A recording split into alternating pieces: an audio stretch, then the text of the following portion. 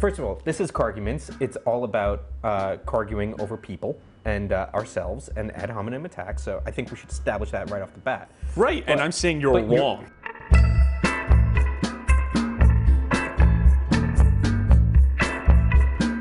Welcome back to Carguments. This week, we have Jalopnik's esteemed Ryan Felton, who dares to tell, stop laughing, who dares to tell me that GM's Super Cruise is somehow better than Tesla's Autopilot, which is frankly insane. The main reason why I feel like this is the way that both systems are set up. Autopilot will let you, as we've seen time and time again, will let drivers get in to the passenger seat while it's engaged, and and they, you know, will just cruise on and not have to pay attention until the car buzzes or goes off, or at least, you know, what is it, like 10 seconds? It's variable. Tesla's basically said that if the system starts to feel nervous, it'll tell you to put your hands on the wheel. Yeah, but time and time again, we've seen people abuse it. Willingly. Yes, we've seen people abuse it. People abuse things all the time. I have abused French fries. That's not the French fries problem, that's my problem. But what I'm saying is that I think the thing that sets GM's system apart, that I think it, you know, what could be learned from other automakers is it does not let you look away from the system. I spent 15 hours in the car a couple months ago thanks to your assignment. It watches the eyes. Zoom in on the eyes. It watches the eyes. Sure, but you can't trick it. Okay, so the difference between Cadillac's Super Cruise and Tesla's Autopilot is that Cadillac Super Cruise actually has a little dystopian camera right above the steering wheel. It's extremely dystopian. And it watches you to make sure you're paying attention. And you, a naive person, think that that's a safety measure to protect you, but it's not. It's there to protect GM.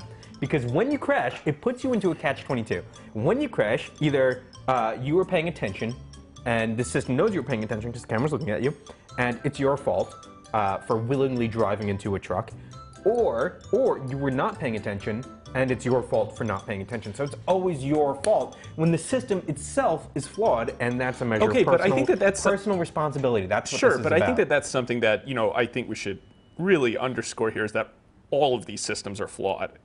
I mean, yes, every car is flawed. No. So the perfect car I know, but was made once. we're specifically it was a talking. Fossil Vega, and that was it. All of these systems are flawed. We've tried all of them.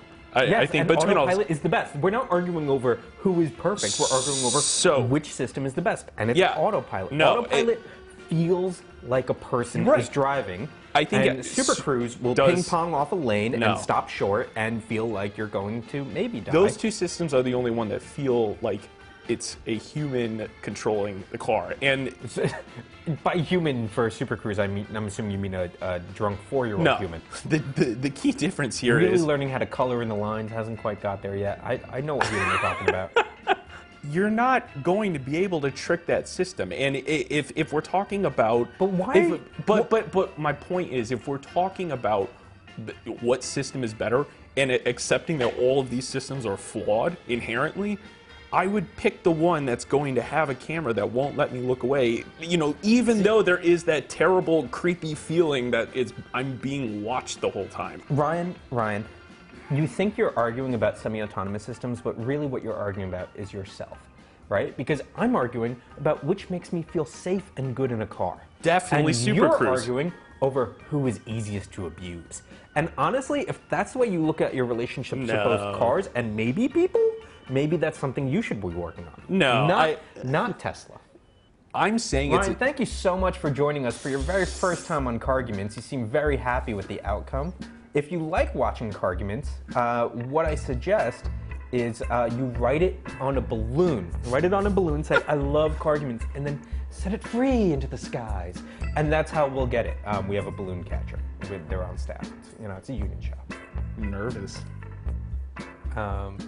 You should be. Do you want some desk whiskey? Might help calm the Yeah, that would be also hilarious if we're waving. Each time we're spilling whiskey, and yet each new scene, each new cut, it's full again.